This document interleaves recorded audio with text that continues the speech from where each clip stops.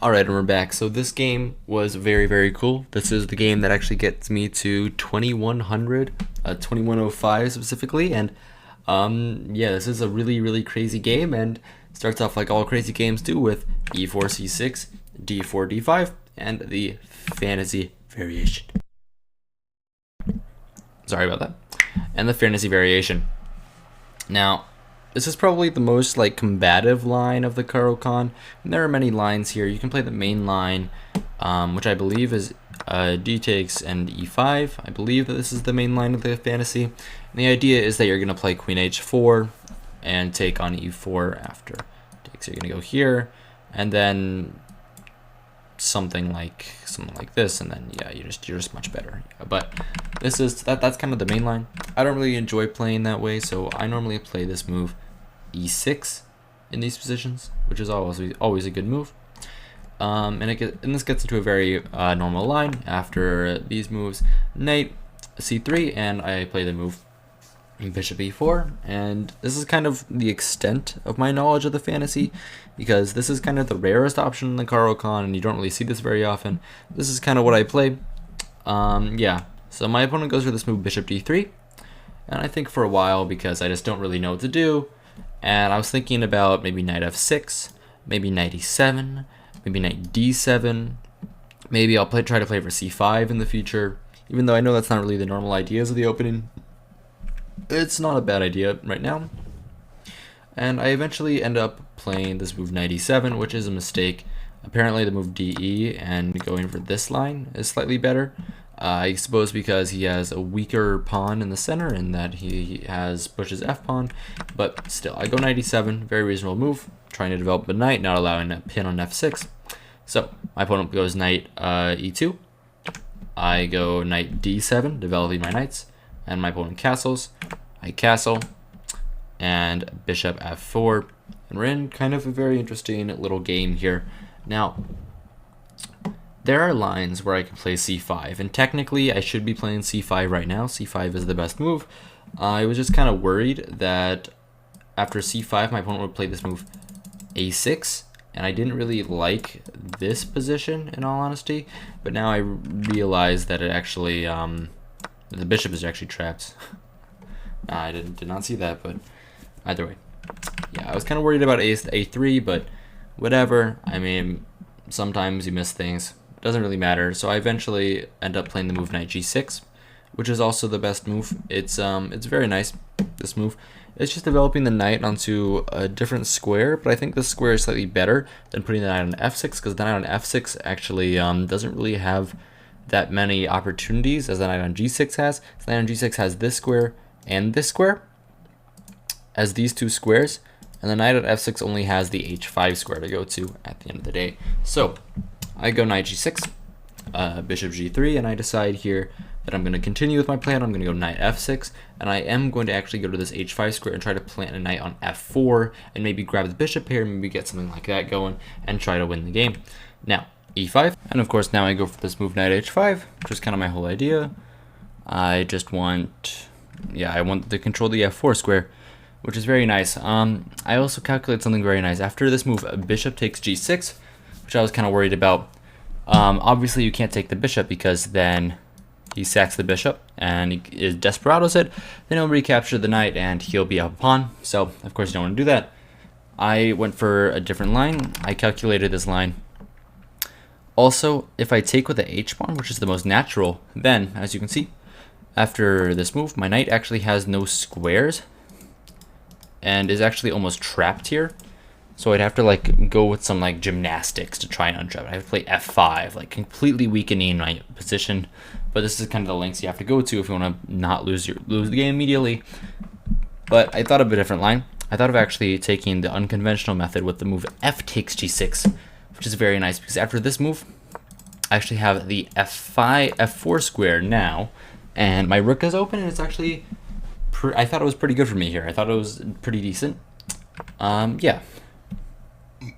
Either way, that doesn't happen. My opponent just moves his bishop back, which I thought was inaccurate. Bring my knight into the center, queen up, and I think for a while here, what I'm calculating this move, knight takes e2. Knight takes e2 doesn't actually work because the idea is basically after queen takes, I'll get knight f4 and I'll win the bishop anyway, but then I just get an extra trade. The idea after this move, there's just nothing. So I didn't go for this, obviously. And instead I just took the bishop very reasonably, queen takes, and I played this move f6 because I needed to. I needed this pawn break. Even though it's a little weakening, it weakens the e6 square, my g7 pawn is weak. I need to get my bishop out. My light square bishop is kind of in the dumps right now, and I really need to get it out. There's another way of getting it out, actually. The idea of getting it out is with this move b6, which is very reasonable, very cool. And I'm actually getting my bishop to b7. I might be playing c5 in the future, and that's a really interesting position, but I don't do that now. I'd go for f6. My opponent plays f4, and I think here that he's kind of giving me everything I want, because I take, pawn takes, and now my rook is open, my knight has more like opportunities, and my bishop might be able to develop in the future. And I was kind of actually proud of my position. I thought it was might be like slightly better. So first of all, I brought back the bishop. I went bishop e7. This is a very interesting move. The idea of this move is to play c5 in the future. I didn't want to do it right now. I still don't want to do c5. If I went c5 right now, I thought a3, and if anyone's better here, it's white. So I didn't go for that. So I brought the bishop back, and now the idea is c5, and then I'll be happy. So bishop e3, and I go c5. Now, if some of you might see that this is a free pawn, technically he can take this, but then I take on e5 with tempo, and I'm actually doing quite well. Here. It's very hard for my opponent to play the game, and I should be slightly better, or actually much better, as the computer says. So, my opponent didn't take. My opponent took my rook first, and I'm very proud that I took the right way. I took with the bishop. It makes sense to take with the queen, but then I thought rook f1, he controls the FL. I'll probably have to go back to d8, and it's kind of the same position. This same kind of thing happens later. I go back to e7, but it's actually just better not to let him have that tempo first of all.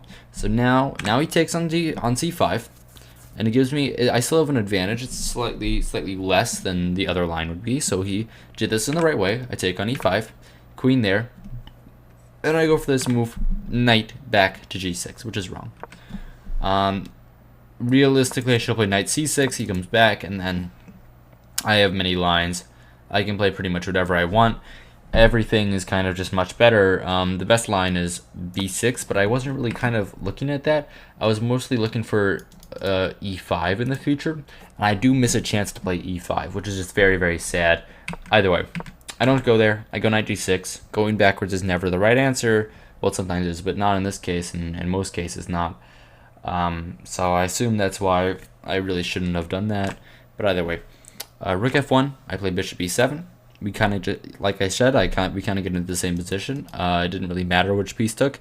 If you played rook f1 here and my queen was there, I probably would just move the queen back to d8, and we would have gotten the same position. So nothing really changed. Knight b5, and I thought I was clever here, but I really wasn't.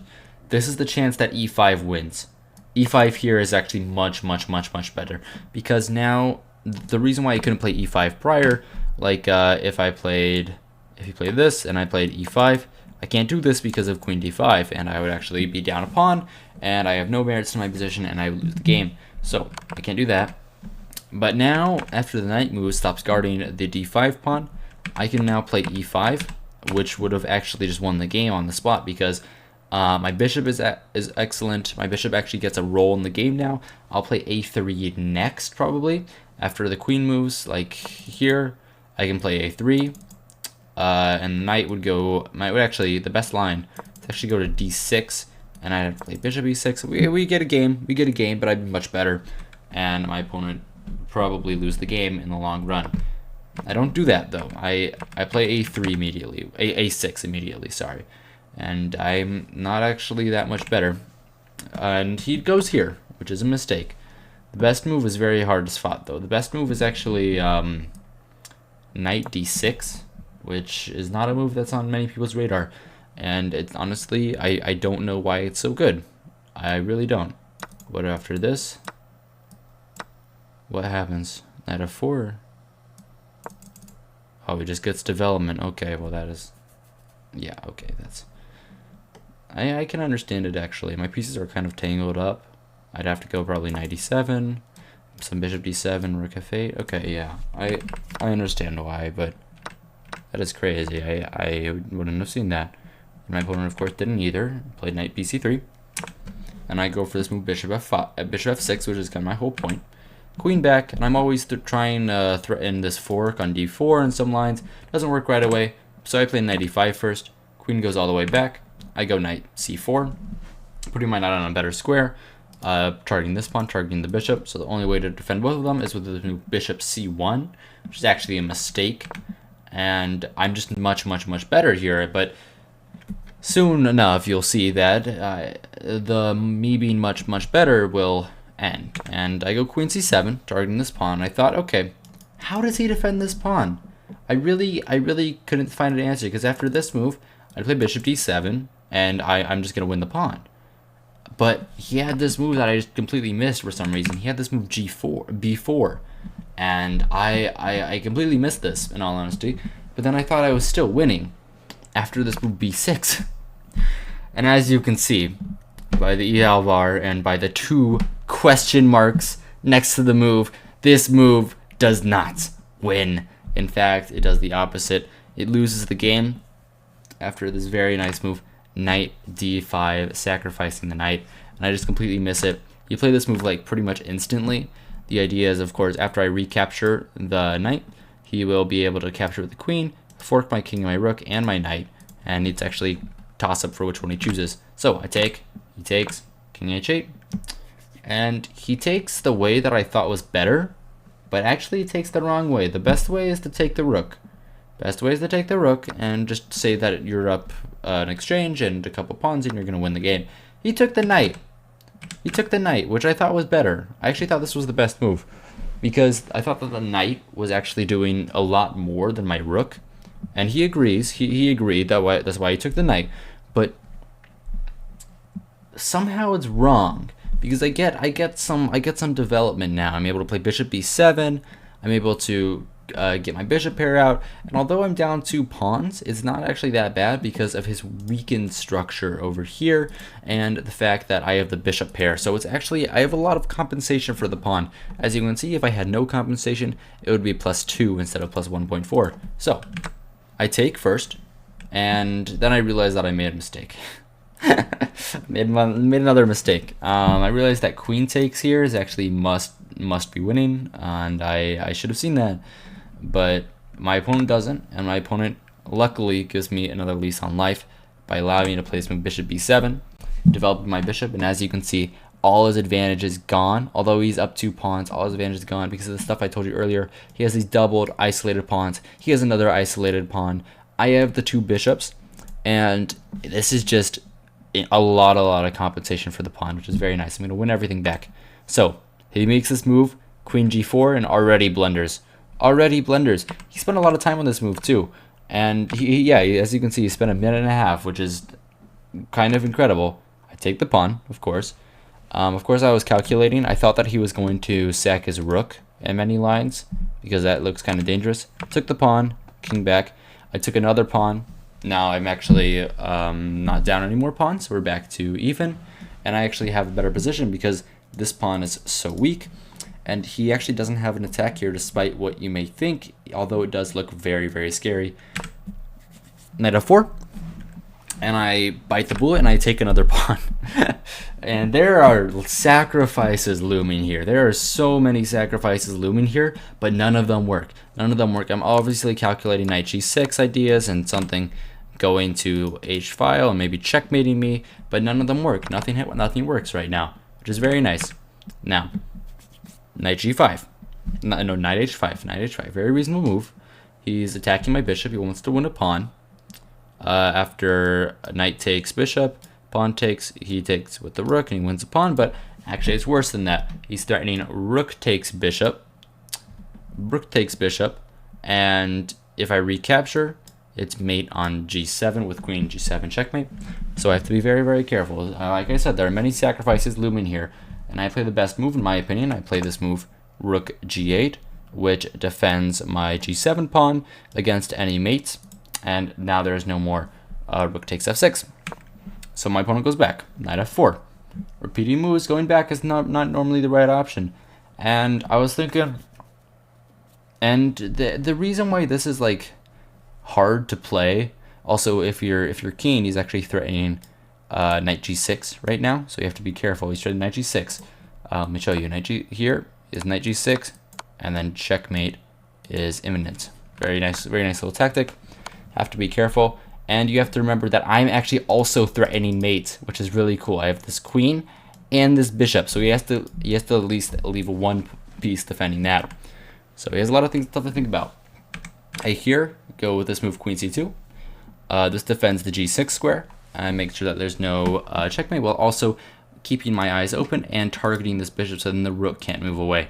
So h3. I play this move bishop b4, continuing to guard the g6 square even more and allowing my queen to move and allowing my rook to move in the future. Knight h5, and I make another blunder, which is incredible. I play this move bishop g6 and I lose the game again. And this is incredible. This is like an amazing tactic. I don't think I would have ever like found this in a game. Knight f6 is just winning. Knight f6 is crushing, and he does play this. Knight f6 is crushing. I play gf, which is technically a mistake because it's better. Oh no, tactically better. Bullshit. I don't care. I have to take back, otherwise I'd be losing on the spot. GF, of course, and he has this move queen d4, and I'm actually completely lost here because I'm not able to guard my f6 pawn correctly.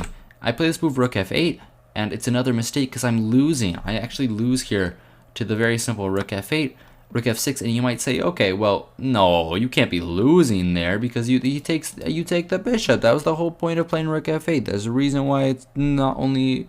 the reason why the rook can't take. But he comes back with a discovered check on my king, and I lose, which is just, that's incredible. Now that didn't happen. Just so you know, that didn't happen. He played this move bishop b2 and lost all his advantage. But you know what happened next? You know what happened next? The best line here, very simple, best line. I go queen c6, I defend my pawn. I'm up a pawn, so losing one pawn is not the end of the world. He'll take, I'll take, he'll probably take, and I'll take, and then he'll take, and then I get a draw, right? That's very, very normal, right? Yeah. Also, we have 30 seconds on the clock, just so y'all know. A little thing to keep in mind there. It's very normal. But instead, I play this move queen d3, which is not a good move. Which is also not a good move. It isn't a blunder. It isn't a blunder, actually. No, it's not. I thought it was a blunder. My bad. Oh, yeah. The blunder happens now. Right. Yeah, here's the blunder. The queen trade, which is great. And luckily, my opponent didn't see the idea. The idea is that the queen is pinned to my king, which is very annoying. And after this move, rook takes, you think, oh, I'm attacking this. If he takes my queen, I take his rook, and then we have a draw. He has this move, rook b8, and I actually I'm going to be down on exchange in endgame, and that is enough to lose the game. But unfortunately, my opponent just takes. I take, king g8, and as you can see, we're both under 20 seconds now. It's getting close. Every move is kind of being pre-moved. Back, up, and I run away. I run to my pawn. I realize maybe I'm winning here. He comes back. I go king b5. He comes all the way back. I push, and I push again. And really, I shouldn't have pushed. If I wanted to play for a win, well, actually, there's really nothing I can do. I push. Yeah, he goes here. I push again. He goes king b3. Maybe, if you're being picky, maybe I could have played like bishop f8 and like relax, but then he plays here and maybe this. I mean, it's a possibility to play for a win here, but it's kind of not. King back, 15 seconds on the clock. a3, up. I move my bishop, I'm attacking his pawn. He goes up, I give him a check, he takes my pawn. I drop back, up, I blockade his pawns permanently, so then none they can move anymore. I move my king gets there first. King all the way over there. King d4, 7 seconds versus 11 seconds. I go h5, and then what happens is I'm able to flag my opponent on time with 9 seconds on the clock versus 0. I know this is a dirty flag, but it's a kind of a fun way to end the game with this incredible like tactical game with so many blunders.